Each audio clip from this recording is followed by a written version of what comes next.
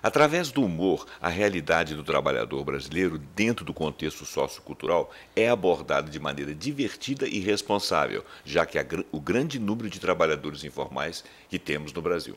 Estamos falando da peça de teatro O Biscateiro. Fica aí para você saber mais.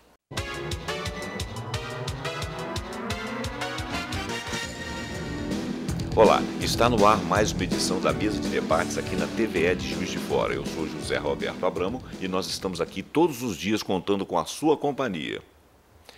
Gente, hoje nós vamos falar de peça de teatro, de diversão e vamos falar um pouco de história também, né, Cirilo? É a história. Nós vamos falar de história. Maravilha. Do meu lado, aqui está o Adelino Benedito, né?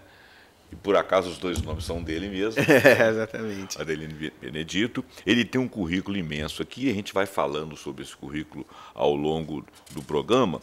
E eu vou pedir para também depois ele falar sobre o Maurício Ribeiro. Ribeiro, sim. Né? Ele vai falar para nós também. E do meu lado aqui está o Cirilo, né? Nós já tivemos um bate-papo anterior aqui, né, Cirilo? Sim. Fizemos uns resgates históricos aqui que vamos ver se emerge aí de parte a parte, que a turma aqui é informada. Bom, tudo bem, Cirilo? Tranquilo, À vontade, né? à vontade. Realmente, hoje promete ser assim, bastante interessante e conversando com o nosso querido artista, diretor e produtor, eu dei boas gargalhadas, eu fiquei muito satisfeito. Você já teve oportunidade, Já né? comecei o programa muito feliz hoje. Qualquer dia nós vamos fazer um making-off desse programa. Vamos filmar os bastidores. Os bastidores a gente fica à vontade, sai falando uma porção de coisa, né? Muito bacana. Ô, Adelino, o espetáculo O Biscateiro é uma comédia solo que relata de maneira divertida experiências desastrosas e engraçadas de um faz de tudo azarado. É isso mesmo? Isso, é isso mesmo. Está no prospecto lá. E o nome dele é Tito Bico Doce. Isso. Fala um pouquinho da peça, fala como que ela vai acontecer e a gente vai desenvolvendo aí. Então, é o seguinte, é um espetáculo, esse O Biscateiro é um espetáculo que eu fiquei muito feliz de ter escrito. Você escreveu. Isso, eu que escrevi esse espetáculo. Que chegou num momento que eu estava sentindo a necessidade de fazer alguma coisa nova, né? Eu estava vendo estava em cartaz no Rio, com um outro espetáculo chamado Irmãs Gêmeas, que é escrito por mim também. Dirigido pelo Gustavo Mendes, humorista. Ah, o Gustavo Mendes? Isso, que dirigiu. Bacana. E o Biscateiro, ele vem falar justamente disso, dos trabalhadores brasileiros. Certo. Que a gente acaba tendo que fazer de tudo um pouco, saber fazer de tudo um pouco.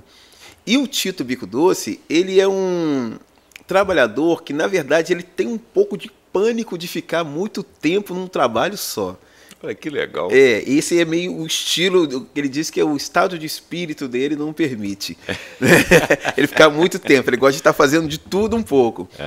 Então ele não é especialista em nada. Ele sabe fazer bem, mas ele não gosta de ficar numa coisa só. Então ele acaba se virando nos 30. E o Tito Bico Doce, ele, além de isso, ele leva para a vida dele toda, assim, com mulher também, ele é assim. Ele tem um problema de ficar muito tempo com uma mulher só, tanto que ele tem 8 filhos, um com cada mulher. 8 filhos, um com cada mulher. Um com cada mulher. Mas é à toa que o nome dele é Bico Doce. Bico Doce. E assim, é uma comédia dirigida pelo Maurício Ribeiro, né, que é um grande amigo e parceiro meu também de trabalho, que já dirigiu 2 espetáculos meus também, que foi Teófilo, Um Sonho de Liberdade, que falava sobre Depois ele vai voltar falando um pouquinho de Teófilo, que é muito importante para a cidade de Juiz de Fora, Claro. né, Cílio? Isso. E dirigiu Piaças e Futil, que foi uma outra comédia minha também. Esse espetáculo, O Biscateiro, eu tô achando muito bacana falar dele, porque a todo momento eu pego uma história, ouço uma história que dá para encaixar no espetáculo.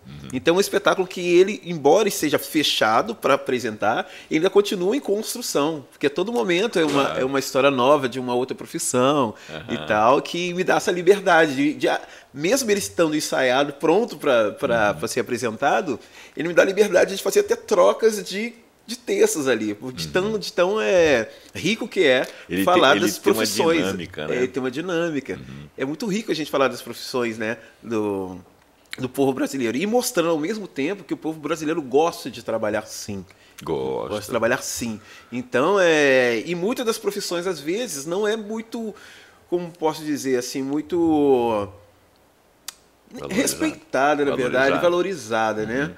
E tanto que fala do pedreiro, fala do eletricista. Então, são profissões que, às vezes, você contrata, ele vem, faz o serviço para você, você não sabe nem o nome do eletricista, que ele vai embora, é uma coisa tão rápida, fica também insignificante o profissional. O que não é uma verdade. E esse espetáculo vem para falar isso de forma do humor, né? Porque ele conta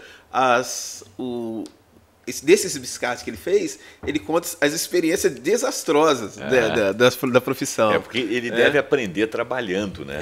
Aprende trabalhando. Tem muita coisa que ele vai aprender na hora, né? Estourou, então não dá certo assim. Exatamente. Tem situações que a pessoa quer que ele vá lá fazer um serviço de biscate de marido de aluguel, que ele chega a abrir uma empresa de marido de aluguel, por ele saber fazer diversas profissões, ele acredita que pode abrir uma empresa. Só que ele não tem a experiência de administração. Aí ele vai abre essa empresa e, obviamente, faliu com a empresa.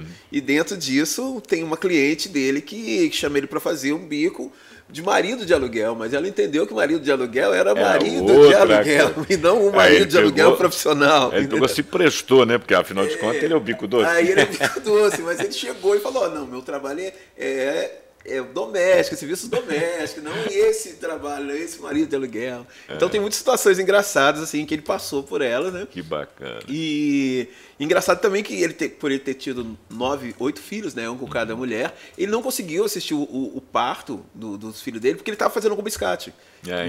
Então ele vai contando isso que ele acontece. Ele não conseguiu criar os filhos também. Não, ele dá assistência, dá tudo, mas ele não conseguiu assistir o parto desses filhos dele. Adelino, eu achei muito interessante porque a gente tem visto assim, existe hoje o contexto social brasileiro. Sim. Tem quase 14 milhões de desempregados. Isso. Né?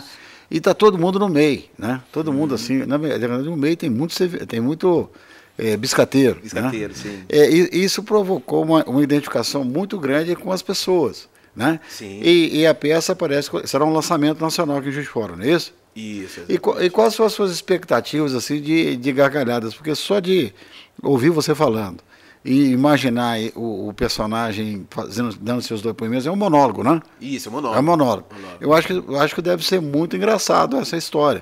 Inclusive, você está bem caricato, você está explicando, porque esse bigode seu te deixou com um jeito assim, mais bico doce também. Exatamente. Você podia falar alguma coisa nesse sentido pra gente? Sim, então. Esse bigode é do personagem mesmo, do bico doce. E a expectativa é muito boa, porque eu e o Maurício, que é o diretor do espetáculo, quando a gente sente que a coisa vai funcionar, é que quando a gente se diverte. Quando a gente está fazendo, está ensaiando, está lendo o texto, que nós mesmos estamos gargalhando daquilo. Então a gente busca colocar coisas não só para agradar o público, mas para nos agradar também, para a gente se divertir em cena, para eu me divertir em cena. Porque todo espetáculo que eu faço, eu gosto de eu estar me divertindo também. Eu acho que eu tenho esse direito de me divertir também. Né? Então, claro. Eu sempre penso nisso. Se eu estiver sentindo bem, se o meu personagem estiver me divertindo, a plateia vai estar se divertindo. Então, a gente troca, a plateia ri e eu dou para eles aquilo o motivo da risada. Né? Então, de todas as piadas, a gente pensa muito, pensa bem se vai atingir o público. E muitas delas, às vezes, não atinge. A gente acha que essa piada é maravilhosa, que ela vai funcionar, que vai fazer rir, e ela não faz. A próxima que a gente acha assim, essa mais ou menos vai... vamos só falar o texto aqui para poder dar outra, e rir. As pessoas morrem de rir com isso, com essa piada, que nem foi pensada. Né? Eu acho que pelo fato da gente ter uma linguagem popular e falar de profissões populares, né, então, automaticamente, eu acho que já é um motivo de se divertir, porque as pessoas se identificam. Realmente isso aconteceu. Eu contratei um pedreiro que realmente fez isso. Um pintor fez exatamente isso aí. Eu falei para pintar de uma cor, ele pintou de outra. Entendeu? A pintura não ficou do jeito que eu queria. Depois ficar humano desculpa, né? Não foi do jeito que eu queria. Então, então a gente busca trazer assim em cena, para o espetáculo, o mais próximo da plateia. Para fazer... Eu vou te contar uma história. Eu estava numa fila de um negócio lá na rua, ali no centro da cidade. Estava na fila. Aí veio um cara andando, eu conhecia ele. Aí ele virou para uma senhora lá que estava contratando o serviço dele. Não, pode ficar tranquilo, eu estou dentro da obra agora. Eu tive uma gargalhada. Eu estava no meio da rua, perto da fila. Sim. Não, só pode ficar tranquilo, eu cheguei e estou dentro da obra agora. Ele não estava, né? Não, mas você, como engenheiro, você sabe muito bem hoje, todo mundo tem um trauma de um pintor, de um bombeiro e de um pedreiro. Se o cara falou assim, eu costumo brincar que eu mexi com algumas obras, e você, quando eu comecei a fazer a minha primeira obra, você acredita que eu tinha até franjinha? Olha o que sobrou aqui. Não, é verdade. Aqui, outra coisa interessante também, Juiz de Fora tem recebido artistas consagrados nacionalmente, e você também, você me falou, esse trabalho seu em São Paulo, Rio de Janeiro, te deu muita visibilidade, graças a Deus você está estabilizado no segmento, né? E poucos artistas aqui nos blindam com suas presenças em Juiz de Fora se dispõem a ajudar as entidades da cidade. Então esse fato seu de você cobrar um ingresso e uma parte de algum recurso material, leite ou qualquer coisa para uma instituição filantrópica da cidade, é uma atitude muito bonita e louvável. E como é que surgiu essa ideia? Na verdade, o meu trabalho sempre foi relacionado à minha arte com o social. Tanto que os outros espetáculos que eu fiz sempre teve doação de café pro Lar dos Idosos Luiza de Marilac, uma outra apresentação. A outra apresentação teve doação de livro também pro Lar dos Idosos Luiza de Marilac. Teve apresentação com alimentação para a ABAN, para outras instituições. Então, para o Abrigo Santa Helena também, o ano retrasado, teve doação de alimento para o Abrigo Santa Helena, porque eu gosto de agregar sempre o social à minha cultura, à minha arte, porque é um pensamento meu. Eu acho que eu ganhei o dom de criar, de fazer rir, de escrever. Então, isso não me foi cobrado, isso. Não me cobraram para ver isso, para eu ter isso. E não acho nada mais justo de como eu ganhar algo de graça, eu compartilhar também com quem necessita, né? E por isso que eu sempre agrego a cultura ao social, que eu sinto que vai entrar, sim, a verba para eu que eu necessito como artista, como trabalhador, disso, que eu vivo disso, mas também vai dar esse apoio aqui social, eu vou conseguir fazer com que a minha arte também, além de me sustentar, sustente outros. De uma forma... E também tem o seguinte, você tem um gatilho aí no seu engajamento. Primeiro, as suas peças, pelo que eu percebo, elas são muito baseadas no cotidiano, na nossa sociedade, e não numa sociedade assim visível, uma sociedade estável e abastada. Você tá, vamos dizer assim, você visualiza muito aquela sociedade do brasileiro virão. Isso. Porque às vezes o camarada é virão como artista, às vezes ele é virão como pedreiro, às vezes ele é virão como vendedor. Quer dizer, na realidade, a palavra biscate, ela tem uma característica específica, mas ela poderia ser jogada em outras localidades, vamos dizer assim, que a pessoa está ali tentando subir para chegar em algum lugar. E são pessoas bem intencionadas. Né?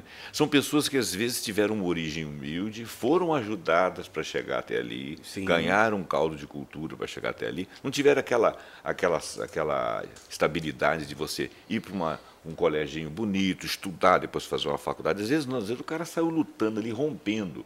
E a situação está ficando meio complicada. Eu só queria falar um pouquinho, antes de você falar um pouquinho mais de história. O Abrigo Santa Helena, ele foi fundado em 10 de outubro de 1915, quer dizer, ele já fez, né? 100 anos. Já fez 100 anos. Na realidade, 104 anos, 104. Né? 104 anos. Foi por duas personalidades aqui de Juiz de Fora, José Procópio Teixeira e Edgar Quiné.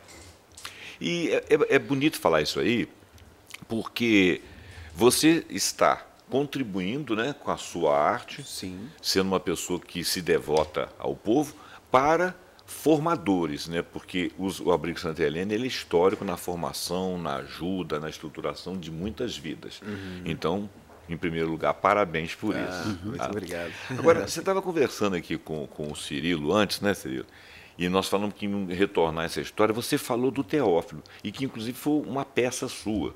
Isso. Né? A gente estava até costurando aí para ver se você faz uma associação aí com o Cirilo tem um canal. Né? Sim, sim. Fala um pouquinho do Teófilo para a cidade de Juiz de Fora saber o significado, inclusive da praça, o nome da praça. Fala com a gente. Sim, então, o Teófilo nasceu quando eu li um livro, de uma amiga minha me apresentou um livro da Valéria Guimarães, que é a história do negro Teófilo. Então, esse livro, como muitos livros de história, esse era um livro muito bacana, porque eu conheci, mas muitos livros de história sempre me incomodaram muito. Quando eu era criança, me incomodava muito com a história da escravidão, porque eu não conseguia entender o fato dos negros serem escravizados e só falar sobre isso. O negro foi escravo, o negro foi escravo, o negro foi escravo. Tá, eu sei, ele foi escravo, mas me fala um pouco mais dos meus ancestrais. Me fala mais, me fala o que faziam de positivo, sem ser só ser escravo. Isso eu já estou cansado de saber. Então, quando tinha aula de história, eu ficava com vergonha, eu ficava incomodado dentro de sala, porque eu falava, pô, isso aí já foi me falado, tá, o negro foi escravo, sim, foi escravizado, tá, mas me fala algo para eu me orgulhar da minha raça, assim, da minha cor. Não me falavam. E esse livrinho da Valéria Guimarães é um livrinho muito, muito legal, muito bacana, mas se contava a história de um negro escravizado que fugiu, que tinha regalias, que eu não entendia qual regalias, mas tinha regalias e fugiu e foi açoitado e veio a óbito. Então a historinha contava isso. Aí eu li e falei, E mais o quê? Mais o quê? Quem assim, era ele? Bacana o livro, muito legal, muito bacana o livrinho dela, mas era a minha necessidade de aquele incômodo antigo de ver algo ali que me desse orgulho. Aí eu fui pesquisar sobre ele. Aí fui num amigo meu, no Roberto Dille, diretor do Museu do Crédito Real, que me falou, Adelino, procura lá o Henrique lá no museu do... no Arquivo Histórico. Certo. Aí fui no Arquivo Histórico, peguei o processo do Teófilo, li toda a Elione, esposa do Henrique, me passou o processo todo do Teófilo, eu li o processo todo e vi que realmente não tinha muitas histórias dele. Eu falei, eu vou colocar minha história, que vou pegar o que aconteceu com ele, tudo vem o processo, tudo, o nome dos personagens, tudo é a mesma coisa e tal. Só que eu coloquei que essa regalia que existia, não existia. Para mim, ele não tinha regalia. Para mim, se ele chegou a fugir, é porque ele estava incomodado. Então, eu quis colocar a questão da resistência à escravidão, porque isso dá orgulho. Se você resiste, eu tenho orgulho que resistiram, mas eu tenho orgulho que ninguém fez nada, todo mundo foi escravizado, e como que ficava? O que tinha de interessante?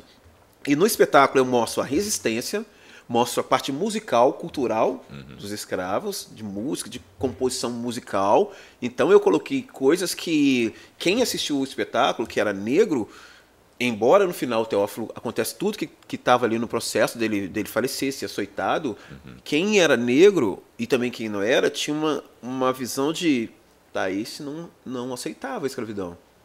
Ele tentou resistir, ele fugiu, não era correto na época, mas será que realmente não era correto? Será que isso não foi... mostrou a resistência dele contra a escravidão? Então o meu projeto do Teófilo foi esse, foi a ideia de mostrar um outro olhar da escravidão, olhar da resistência, embora a escravidão tenha acontecido, embora ele faleceu e tal.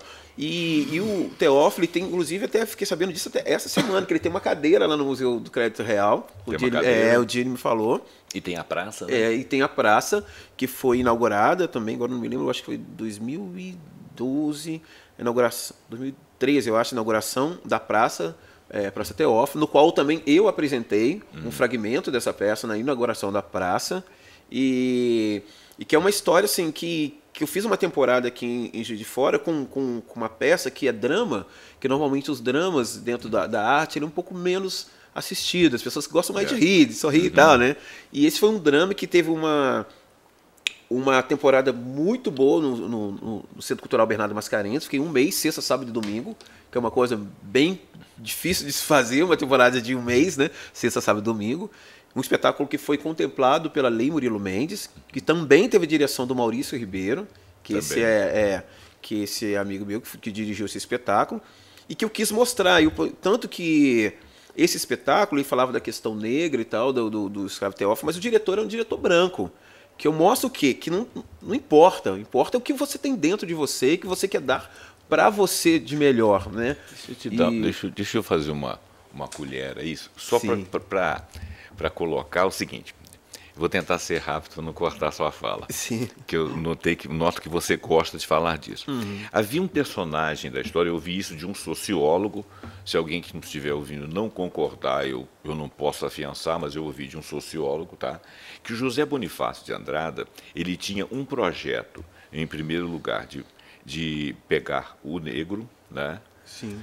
Incorporar a população brasileira através da libertação da escravidão e dar para ele profissão. Tá certo? Por quê? Primeiro, que ele achava o contingente de pessoas negras que eram escravos eram 2 ou 3 vezes maior que o contingente dos que eram considerados cidadãos livres, donos do Estado, donos de propriedades, etc, etc. Pessoas comuns como nós, né? Então, que essas pessoas, os escravos, eles teriam que ser incorporados porque eles teriam que ter mão de obra para se alimentar e existia uma indústria lá na Europa nascendo, e essa indústria ela viria se instalar aqui. Então, ele poderia, construção civil, algum tipo de maquinário. Então, quer dizer, essa pessoa precisava de ser estruturada, essas populações estruturadas. Então, Sim. ele via nessas populações uma competência e uma capacidade para receber isso. Isso significa que o negro não era visto de uma maneira ruim. Ele era colocado de uma maneira ruim. Ele foi preso por causa dessa tese. Olha só, tá vendo? Então, quer dizer, é uma questão puramente de preconceito. Né? Então, eu acho que quando você resgata a figura histórica do Teófilo, você falou da questão cultural. O samba, por exemplo, a cultura negra é a resistência. Já que não deixaram o negro ter uma profissão, e por isso que muitos são biscateiros. Não é? Sim, sim, Não é verdade. Não deixaram ele ter uma estrutura familiar, não deixaram ele ter uma estrutura familiar, não digo, mas assim, uma estrutura de estudo, de trabalho, uma estrutura mesmo, o mínimo para ele poder sair na largada da vida, né? Porque é muito bacana você falar de mérito quando as largadas são iguais, né? Sim, quando elas são distantes, não tem como falar de mérito. Você não teve mérito porque você não foi ajudado. Então eu acho assim que essa resistência é o grande mérito. Né? Você chegar hoje e ser capaz de fazer esse resgate histórico através dessa peça, esse é um grande mérito, porque isso aqui é superação. Sim, né? sim. Então, muito bacana. Eu gostei muito, por isso que eu quis que você tocasse nisso aí. E através do Teófilo, essa resistência também, você falou do samba. Meu pai foi um grande compositor de samba daqui de Juiz de Fora também, né? Tá na raiz, né? Tocou tinha do conjunto Ministrinho e tal. Ministrinho? Tocava com o Ministrinho? Como é que era o nome do seu pai? Biné. Ah, Biné, olha só. Aquela Jairo, seu nome é imortal. É dele do Ministrinho. Olha que bacana. Então, E meu pai tinha essa cultura do samba, minha mãe era de família de sanfoneiros, então a gente eu já vim com essa coisa da cultura, né? Musicalidade. E quando eu cheguei em Santa Cecília, que eu mudei para Santa Cecília, eu tinha 5 anos de idade.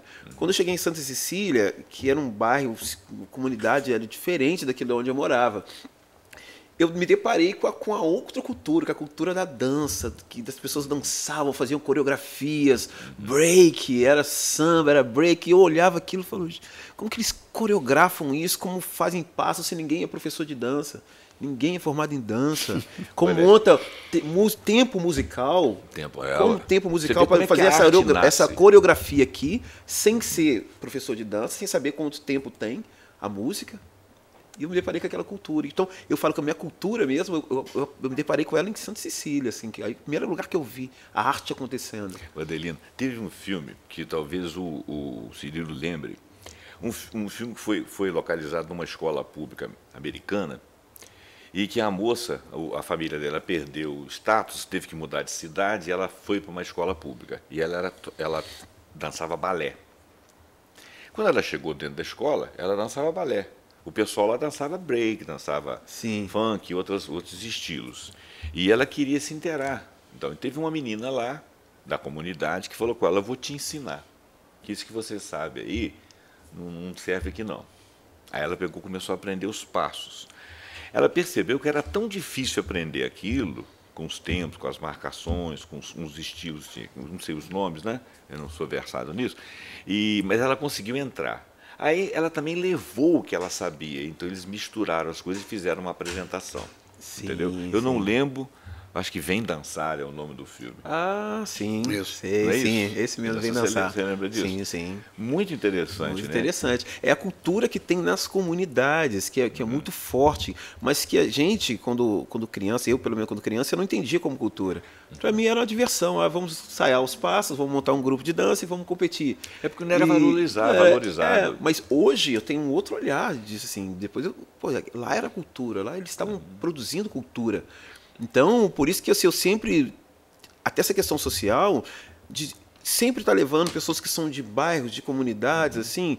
Da outra apresentação que eu fiz, eu distribuí, acho que foi 150, 200 ingressos cortesia para alunos de escolas públicas, que não tinham condições de ir e tal, né, para poder assistir a peça, porque eu não tive acesso ao teatro cedo, quando eu era criança, eu não tive acesso ao teatro. Então, o teatro, na verdade, ele veio para me salvar, porque eu fui militar do Exército, né?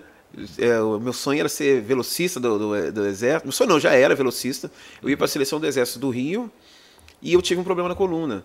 E nisso eu saí do Exército, me mandaram embora do Exército, eu estava com 5 anos no Exército, e eu fiquei meio que sem rumo.